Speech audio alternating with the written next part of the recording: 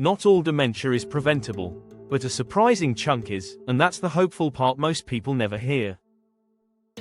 Most people think dementia prevention means crossword puzzles, fish oil, and hoping for the best.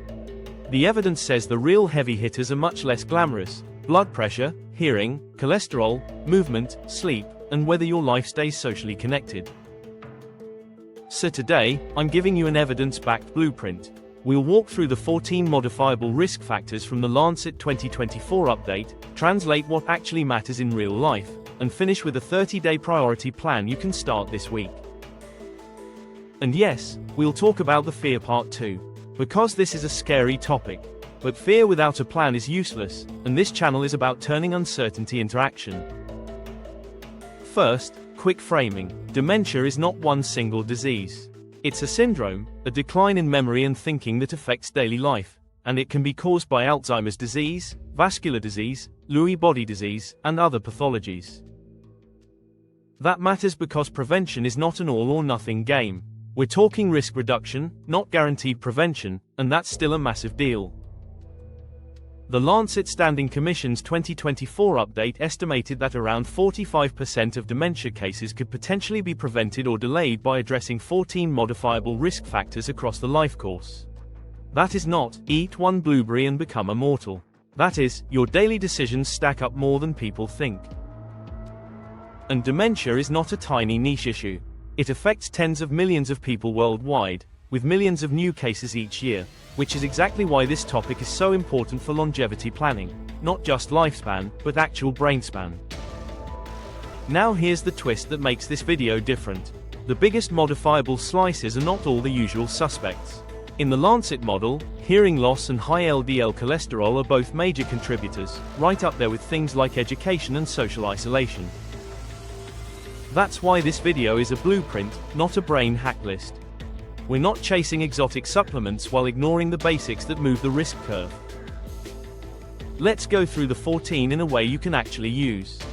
I'm going to group them into practical buckets so this doesn't feel like a medical school lecture in a hoodie. Bucket 1 is what I call brain reserve and sensory input.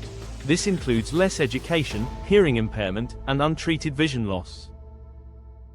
Less education sounds like bad news if you're not 12 years old anymore. But this is really about cognitive reserve. The adult version of this is lifelong learning, mentally demanding hobbies, new skills, music, language, strategy games, teaching, and staying engaged in work or community roles that require thinking, not just scrolling. Then hearing, which is one of the most underrated brain protection tools in midlife.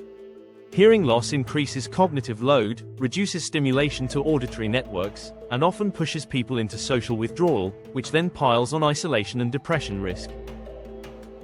In other words, your ears are not just sound equipment.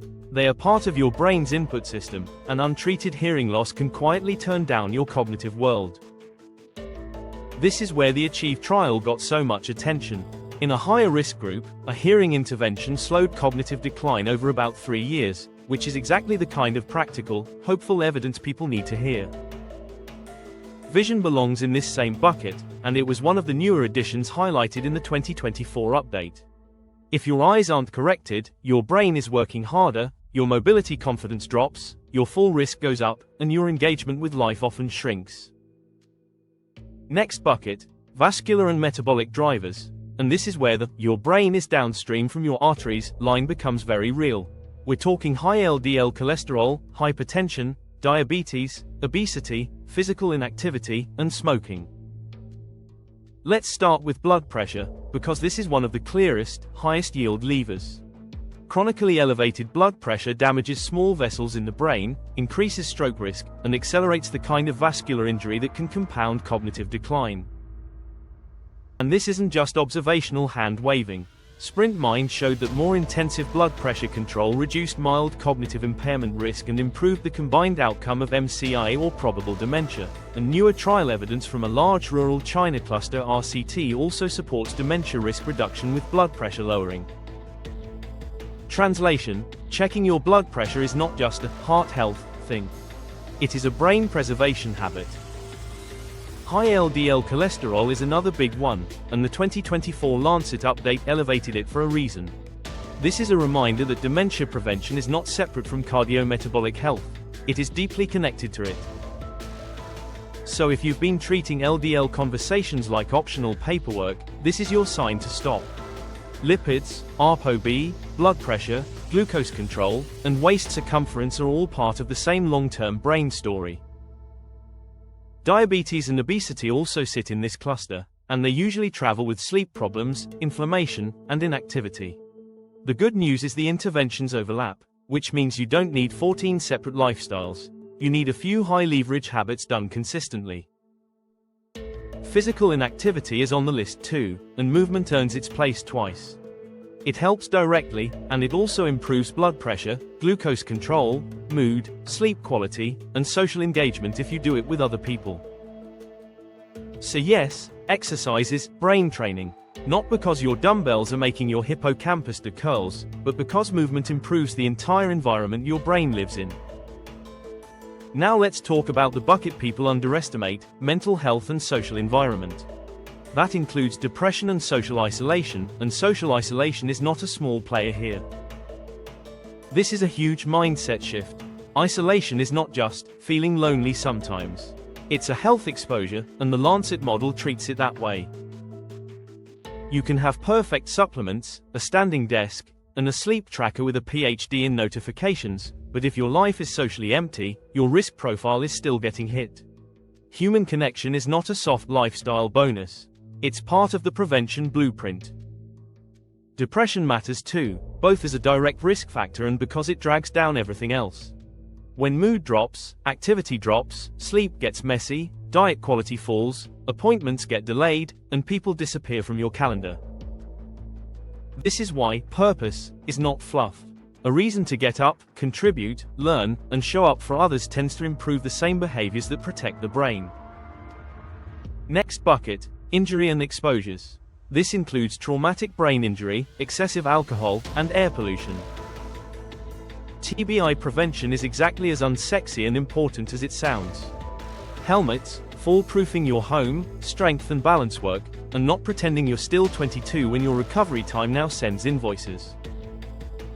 Excessive alcohol is another one that people rationalize because it's socially normalized. The point here is not moralizing. It's that heavy intake is a real brain risk factor, and it also worsens sleep, blood pressure, mood, and metabolic control.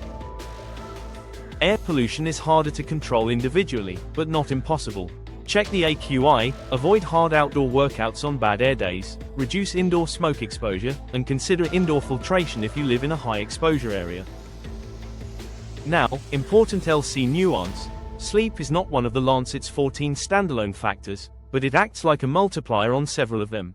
Poor sleep can worsen blood pressure, insulin resistance, mood, obesity risk, activity levels, and social functioning. And sleep apnea deserves a special mention here, especially for our 40-plus audience. Snoring, unrefreshing sleep, morning headaches, and creeping blood pressure are not just getting older. They can be signs of sleep-disordered breathing, which has been associated with higher cognitive impairment and dementia risk in meta-analytic data. So if sleep looks suspicious, don't guess. Test. Let's talk food and lipids without turning this into a brain superfood infomercial. The best evidence-based framing is that a brain-protective diet is mostly a cardiometabolic diet. That means patterns that improve LDL, blood pressure, glucose control, and inflammation. Think Mediterranean-style fundamentals: vegetables, legumes, berries, nuts, olive oil, fish, whole grains, and fewer ultra-processed foods and excess saturated fat. In other words, protect the arteries and you help protect the brain. Very few people need a more complicated first step than that. So how do you actually use this without getting overwhelmed by all 14 factors? Here's the 30-day priority list, and this is where the blueprint becomes practical. Week 1 is your screening blitz. Get a home blood pressure average, review your lipids with your clinician, screen your hearing if you've been saying, "What?" more often, schedule an eye exam if you're overdue, and check your metabolic basics like A1C and waist trend. Week 2 is your daily anchors. 30 minutes of movement, 1 social touchpoint, and a consistent wake time. Not perfection, consistency. Week 3 is your 2 big dials. Upgrade protein and fiber so appetite, glucose, and lipids become easier to manage, and add 2 resistance training sessions because muscle is metabolic insurance and fall prevention rolled into one. Week 4 is your anti-isolation protocol. Join 1 repeating group activity, a class, walking group, volunteer role, club, sport, faith group, anything, and put it on the same day and time every week so it becomes automatic. If you do nothing else from this video, remember this priority order. First, treat hearing loss, control LDL, and control blood pressure. Second, protect your social life and mental health. Third, build the metabolic stack, movement, weight, diabetes prevention, smoking, alcohol. Fourth, clean up the overlooked stuff like vision and air exposure. That's not flashy, it is powerful. And here's the most important mindset shift. Dementia prevention is not a single supplement, a single app, or a single brain game. It's a systems project. Your brain is downstream from your arteries, your sleep, your senses, your relationships, and your daily routines. Fix the inputs, and over time you change the trajectory. If this video helped, hit like and subscribe so more people see this before a crisis forces the conversation. Check the description for the tools that match today's topic, including monitoring options, and our Longevity Compass Amazon KDP book. And remember, not all dementia is preventable, but a surprising amount of risk is modifiable, and that means you have more agency than you've been told.